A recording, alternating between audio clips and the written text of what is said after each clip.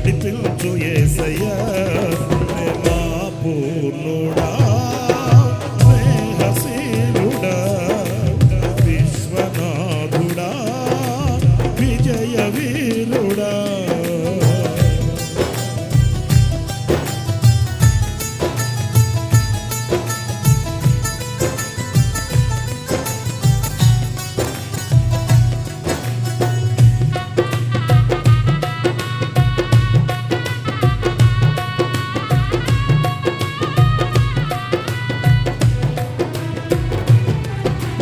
పూర్ణమై పరిపూర్ణమైన నీ దివ్య చిత్తమే నీవు నన్ను నడిపే నూతనమైన జీవ మార్గము పూర్ణమై సంపూర్ణమైన నీ దివ్య చిత్తమే నీవు నన్ను నడిపే నూతనమైన జీవ మార్గము ఇహమందు పరమందు ఆశ్రయమైన వాడవు ఇన్నాళ్ళు క్షణమైన కన్ను మరువని యేసయ్యా నా తోడు నీవుంటే అంతే చాలయా నా ముందు నీవుంటే భయమే లేదయా నా తోడు నీవుంటే అంతే చాలయా నా ముందు నీవుంటే భయమే లేదయా ప్రేమ పూర్ణుడా స్నేహశీలుడా విశ్వనాథుడా విజయ వీరుడా.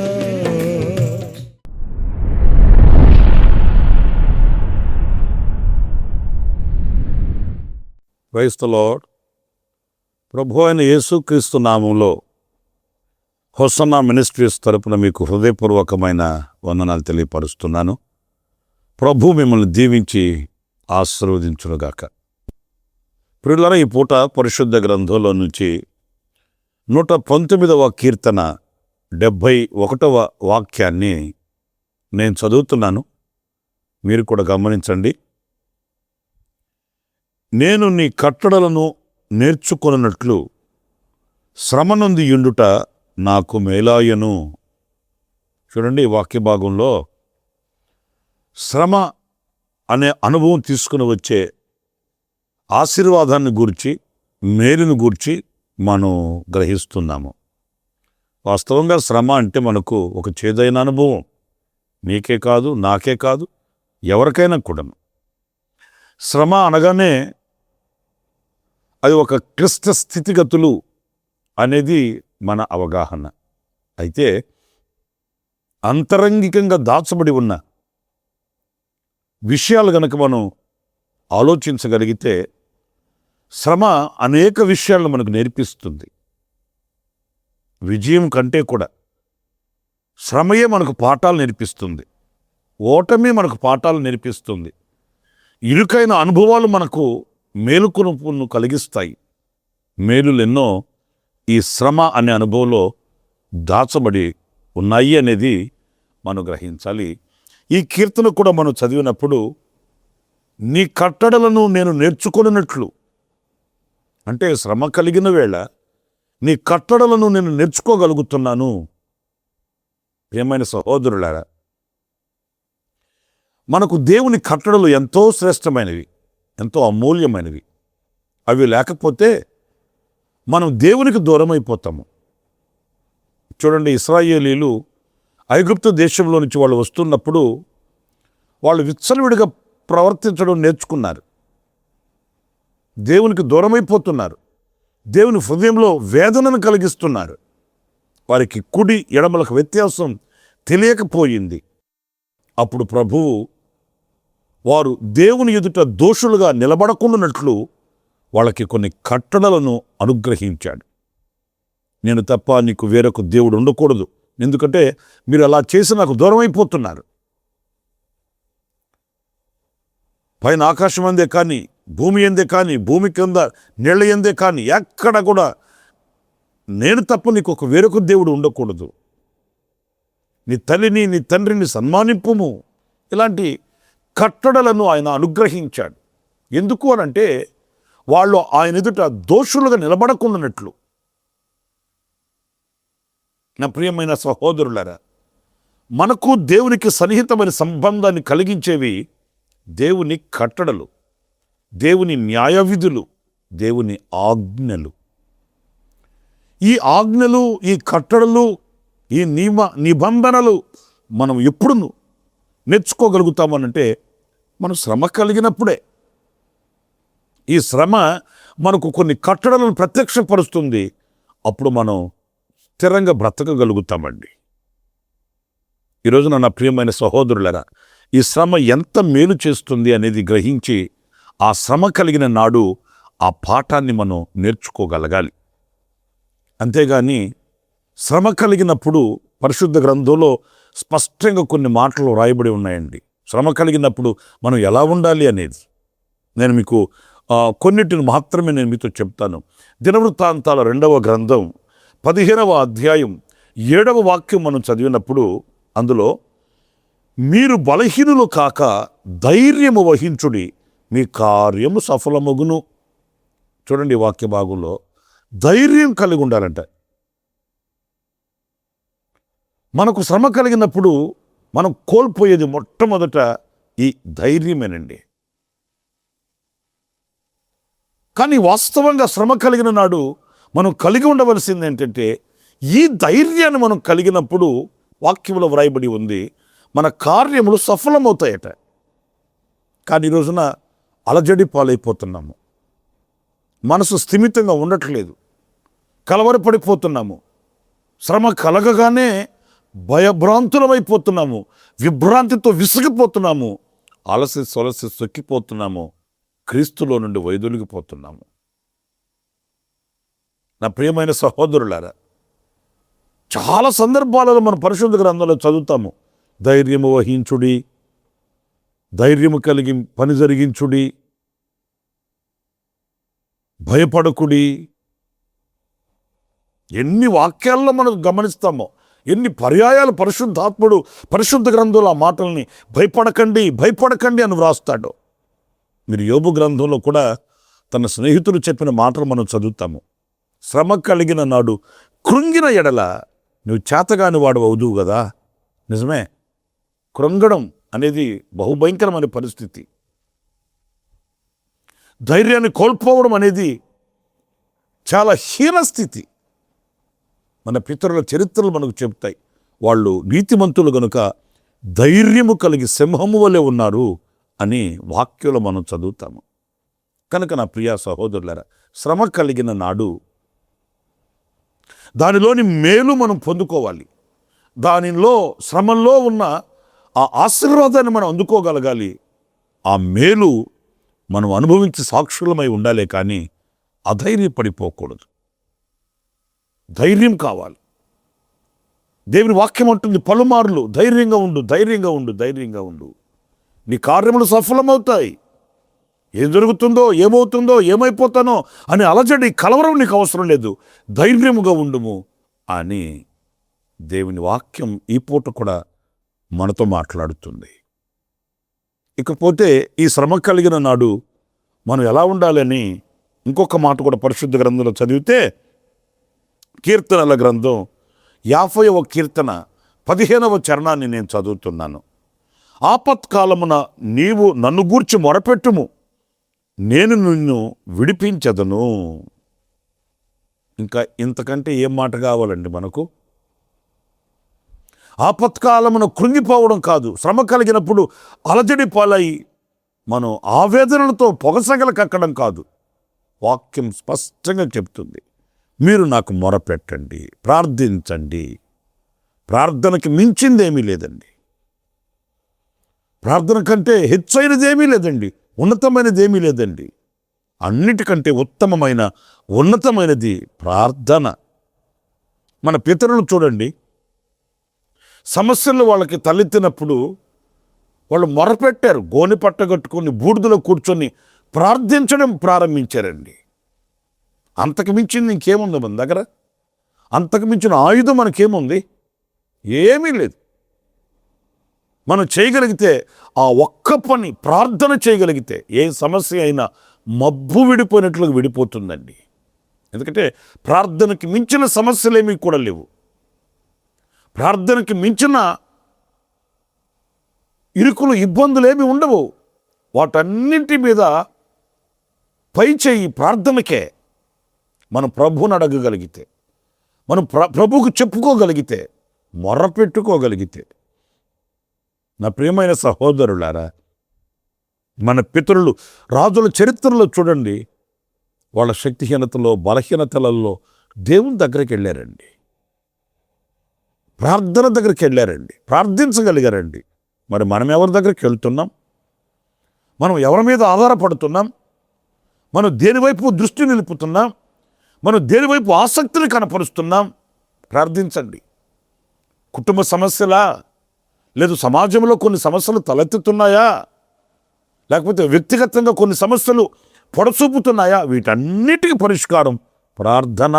ప్రార్థన ప్రభుతో చెప్పుకోవడమే. ఆయన సమస్తం చేయగలిగిన వాడు గనుక ఆయన కార్యసిద్ధి కలుగు చేస్తాడు.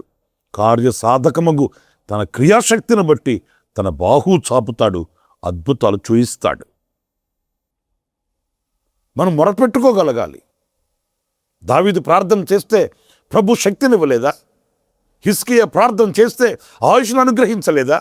మనష్షే ప్రార్థన చేస్తే క్షమించి ఆయనకు రాజ్యం ఇవ్వలేదా? యెహోషాపాతు ప్రార్థన చేస్తే దేవుడు సహాయం చేయలేదా? చరిత్రలు ఎన్ని లేవండి. ప్రార్థనే కదా పరిష్కారం. ప్రభుతో చెప్పుకోవడమే కదా పరిష్కారం. ప్రభు సహాయాన్ని పొందుకొని, ఆయన శక్తిని అందుకొని మనం ధైర్యంతో ముందుకు వెళ్ళి జయించడమే కదా మనం పొందుకొనవలసినటువంటి ఆశ్చర్యకరమైన దీవెన. మరి ఈరోజు మనమేం చేస్తున్నాము? కుటుంబంలో సమస్య కలిగినప్పుడు కుటుంబం అంతయు కూడా కలిసి ప్రార్థించి చూడండి. చిన్నలు, పెద్దలు, వృద్ధులు, యవనులు, కుటుంబీకులు అందరూ కలిసికట్టుగా చెయ్యి కలపండి. సమాజంలో కొన్ని సమస్యలు మనం ఎదురైనప్పుడు సంఘాలు కలిసి ప్రార్థన చేయడం ఎంత శ్రేయస్కరమైన అనుభవం అండి. ప్రార్థన చేయడం మనకు విజయానికి సోపానం. కనుక ఈ శ్రమ కలిగినప్పుడు మనం ప్రార్థన నేర్చుకోవాలి, మనం ప్రార్థన చేయగలగాలి, విజయాన్ని చూడగలగాలి. అంతేగాని కృంగిపోతే ప్రయోజనం ఏంటి? కృంగిపోయి అధైర్యపడిపోయి నిరసలిపోతే దానివలన ప్రయోజనం కలుగుతుందా? లేదు కదా. కృంగుదల ఎలాంటి విజయాన్ని ఇవ్వదు. కృంగుదల ఎలాంటి పరిష్కారాన్ని చూపించదు. కృంగుదల మనకు ఎలాంటి మార్గాన్ని చూపించదు. ప్రార్థన చూపిస్తుంది. కనుక ఆ ప్రార్థనని చేపడదాం. ఇక మూడవదిగా చూస్తే రోమపత్రికలో పరిశుద్ధులైన పౌలు శ్రేష్టమైన మాట రాశాడు. 5వ అధ్యాయం 4వ వాక్యాన్ని మనం చదివినప్పుడు అక్కడ శ్రమల యందును అతిశయపడుదుము. ఇక్కడ చూడండి, దైవజనుడు పౌలు చెప్తాడు, శ్రమ కలిగినప్పుడట అతిశయించాలట. అంటే ఒక్క మాటలో చెప్పాలంటే వాటిని మనం ఘనతగా భావించాలి. శ్రమలు ఘనత. కొత్తగా ఉంది ఈ మాట కదా.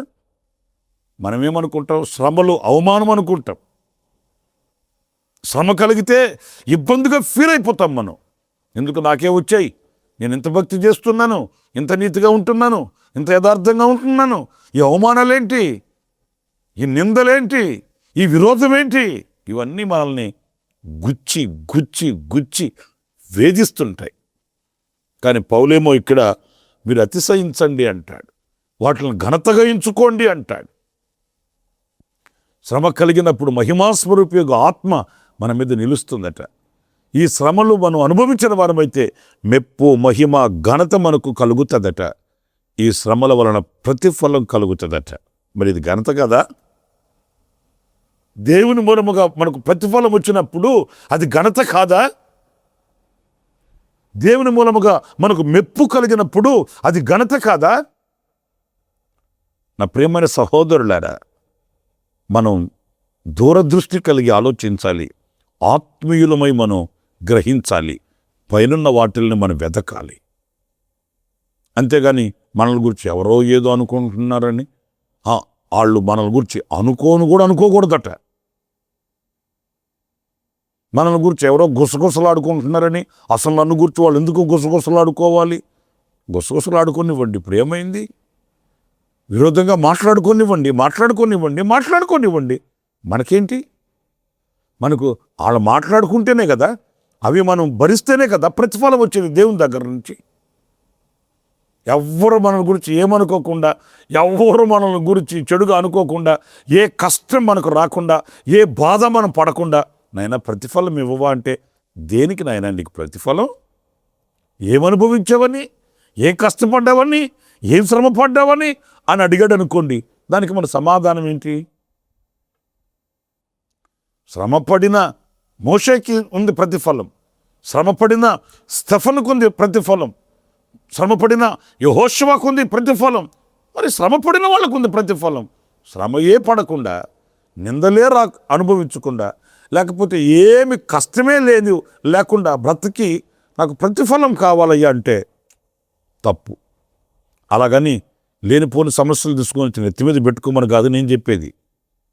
ఆయా సందర్భాలలో మనకు ఎదురయ్యే ఈ శ్రమ అనుభవాన్ని మనం సంతోషంగా అనుభవించాలి, ఘనతగా భావించాలి. ఇది దేవుడు నాకు ఇచ్చిన ఘనత, అంతే.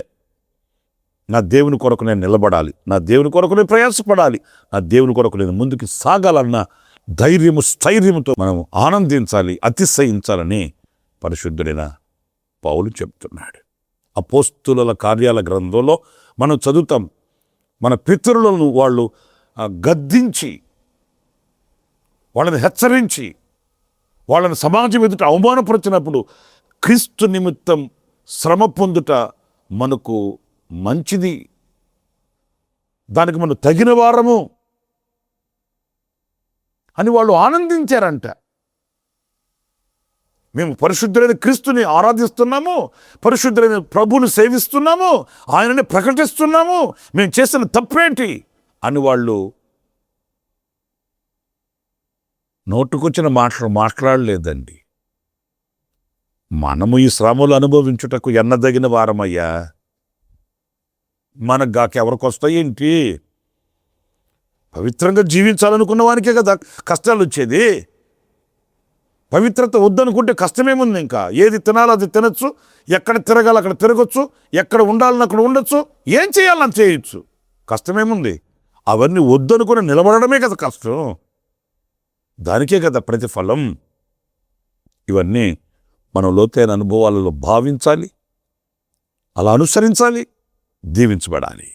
నేను 3 విషయాలు చెప్తూ వచ్చాను. శ్రమ మనకు నేర్పుతుంది కొన్ని పాఠాలు, అది మనకు మేలు. ఈ శ్రమ దినమున మనం ధైర్యంగా ఉండాలి, ఈ శ్రమ దినమున మనం మొరపెట్టాలి, ఈ శ్రమ దినమున ఈ శ్రమ మనం ఘనతగా ఎంచుకోవాలి. అప్పుడే పాఠాలు నేర్చుకోగలుగుతాం. ఆయన నిబంధనలను, నియమములను, ఆయన కట్టడలను మనం నేర్చుకోగలుగుతాము, దేవుని దగ్గర బహుమానాన్ని పొందుకోగలుగుతాము. అలాంటి కృప నా దేవుడు మనందరికీ అనుగ్రహించుడుగాక. తలలు వంచండి, చిన్న ప్రార్థన. జీవాధిపతి అయిన ప్రభువా, మీకు వందనాలనైనా. శ్రమ మాకు చేదుగా మేము ఎంచుకున్నాము, కానీ అందులో ఉన్న తీపి జ్ఞాపకాలు ఎలాంటివో ఈనాడు మేము ధ్యానించగలిగాము.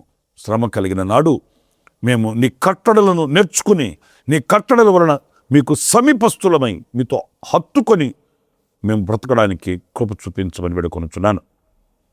శ్రమ కలిగిన నాడు ధైర్యం కలిగి ఉండాలని, మీకు మొరపెట్టుకోవాలని, అది ఘనతాస్పదంగా ఎంచుకోవాలని మీ లేఖనాల నుంచి మేము నేర్చుకున్నాం.